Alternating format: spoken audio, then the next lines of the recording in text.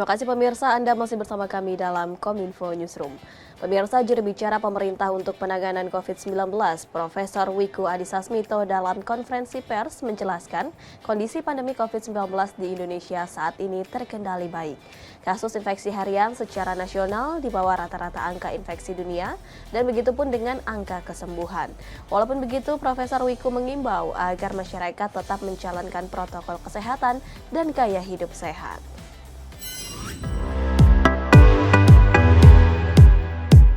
Kondisi pandemi COVID-19 di Indonesia saat ini terkendali dengan baik walau kasus harian dalam 3 minggu terakhir masih fluktuatif.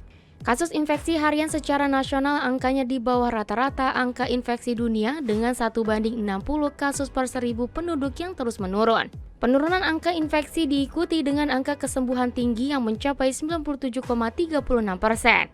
Angka ini tercatat berada di atas angka rata-rata kesembuhan dunia. Juru bicara pemerintah untuk penanganan COVID-19, Profesor Wiku Adhisa Smito menjelaskan, penurunan kasus dikarenakan Satgas Penanganan COVID-19 melakukan disiplin monitoring kasus COVID-19 setiap harinya. Monitoring COVID-19 dilakukan dengan memperhatikan keterisian tempat tidur rumah sakit, kesembuhan, dan kematian pasien. Langkah ke depannya, pemerintah terus memantau dan melihat penanganan COVID-19 dari berbagai negara. Sebagaimana yang saya jelaskan sebelumnya, bahwa per bulan Mei lalu, WHO masih menganjurkan penggunaan masker, khususnya di tempat tertutup atau ruang, dengan sirkulasi udara yang minim. Sejak Januari 2021 lalu, Indonesia telah mencapai angka standar testing ideal yang telah ditetapkan oleh WHO. Walau penanganan COVID-19 berjalan baik, masyarakat diminta untuk tetap konsisten menerapkan kebiasaan gaya hidup sehat dan protokol kesehatan. Oleh karena itu, terus konsisten dan budayakan protokol kesehatan, termasuk perilaku hidup bersih dan sehat lainnya, seperti cukup tidur atau istirahat, tetap terhidrasi, makan makanan yang sehat dan bernutrisi, dan tetap aktif dengan berolahraga. Kita beralih ke informasi lainnya pemirsa, Menteri Desa PDTT Abdul Halim Iskandar mengajak warga desa ikut berpartisipasi aktif dalam pemanfaatan dana desa mulai dari perencanaan, implementasi hingga ke tahap evaluasi. Hal ini bertujuan agar pemanfaatan dana desa dapat dilakukan sebaik mungkin sehingga berdampak pada kesejahteraan warga desa serta dapat mencegah korupsi di level desa.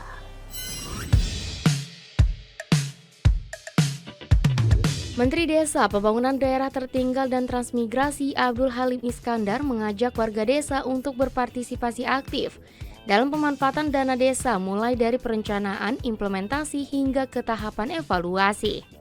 Dengan demikian, dana desa dapat dimanfaatkan sebaik mungkin untuk kesejahteraan warga desa serta mencegah korupsi di level desa.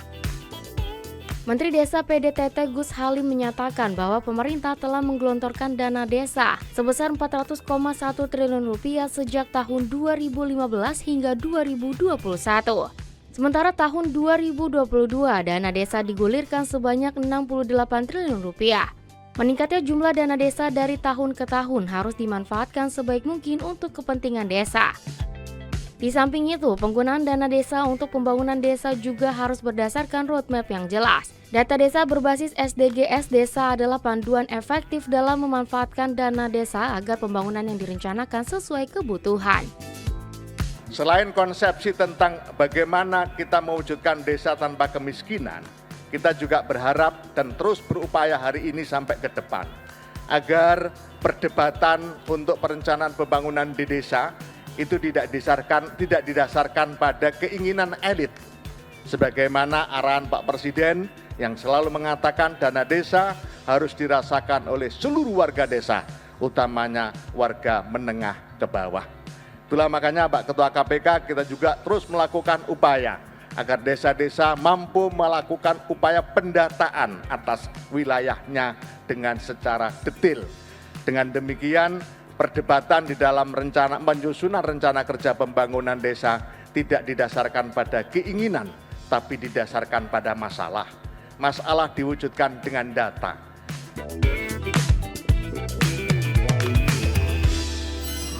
Kementerian Koperasi dan UKM mendorong para petani sawit swadaya untuk masuk ke koperasi.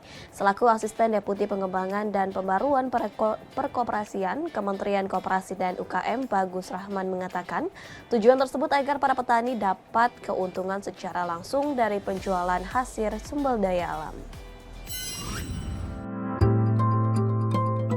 Asisten Deputi Pengembangan dan Pembaruan Perkoperasian Kementerian Koperasi dan UKM Bagus Rahman mendorong para petani sawit swadaya untuk masuk ke koperasi agar petani bisa mendapatkan keuntungan dari penjualan hasil sumber daya alamnya. Berdasarkan data BPS tahun 2020, tercatat lebih dari 40% perkebunan kelapa sawit di Indonesia dikuasai oleh petani swadaya. Namun, hingga kini masih banyak petani yang belum tergabung dalam koperasi sehingga mereka tidak mendapat keuntungan yang layak. Untuk itu, keuntungan apabila petani bergabung ke koperasi ialah koperasi dapat berperan sebagai agregator hasil produksi anggota, sehingga standarisasinya akan dijaga dengan baik dan memfasilitasi kebutuhan pinjaman produktif anggota. Selain itu, koperasi petani kelapa sawit diharapkan mampu membuat petani menghadapi fluktuasi harga buah kelapa sawit, meningkatkan produktivitas dan tata kelola kebun yang lebih baik dan membuka akses pasar dan permodalan.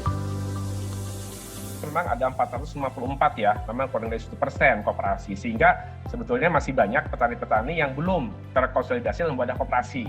Nah, kami kerjasama dengan seluruh dinas bagaimana melakukan pendampingan, penyuluhan gitu ya, bahwa para petani baiknya berkoperasi. Karena kalau dia sendiri-sendiri, mereka tidak akan sulit mereka untuk bisa memenuhi mendapatkan, katakanlah kita bicara HPP ya, harga pembelian yang baik gitu ya, yang wajar bagi level petani. Karena kan mereka nih yang memiliki lahannya, mereka yang mengelola lahannya begitu ya. Nah, bagaimana mereka juga mendapatkan harga yang baik gitu ya dari level petani tadi gitu. Nah, ini yang sebetulnya kami juga saya sampaikan kembali lagi kerjasama dengan Kementan ya, Dianbun, supaya nanti para petani swadaya ini punya kemandirian gitu ya dalam produksi yang mereka himpun. Nah, tentunya tadi saya sampaikan bahwa wadah yang paling tepat adalah dengan koperasi. Sementara itu, pemirsa, Bank Dunia memprediksi pertumbuhan ekonomi negara-negara di tahun 2022 turun signifikan akibat tekanan inflasi global dan lonjakan harga komoditas, energi, dan pangan. Sementara untuk Indonesia sendiri, perekonomian berada pada level 5,1% pada 2022, hanya turun 0,1% dari proyeksi sebelumnya.